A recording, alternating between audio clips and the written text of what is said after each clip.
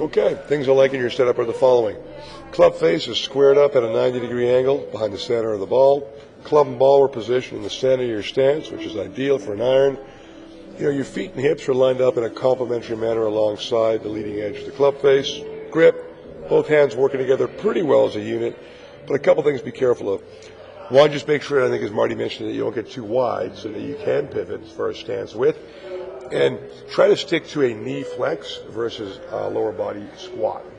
So if you get too much squat or flex in your hips and knees, you're going to sink onto your heels with most of your body weight.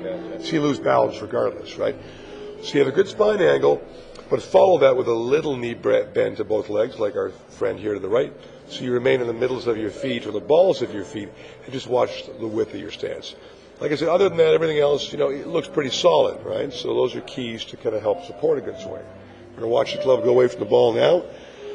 So the club goes back from the ball, with your arms and hands in a pretty good direct takeaway manner. From there, as the club continues back, kind of starts to rise up your body. At the top of your swing, you can see how there's a little daylight between your knees, as I've seen with a few players today. And that's usually a telltale sign that we have your smaller muscles of your arms and hands pulling the club away, rather than your left shoulder and arms rotating and swinging the whole way, right? Yeah.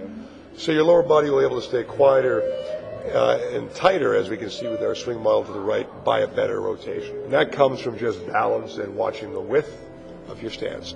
Way back down, you can see the club kind of gets thrown more in front of your chest on the way down to return it. And this one you kind of square the club face up and recover well as you turn on through to your left side.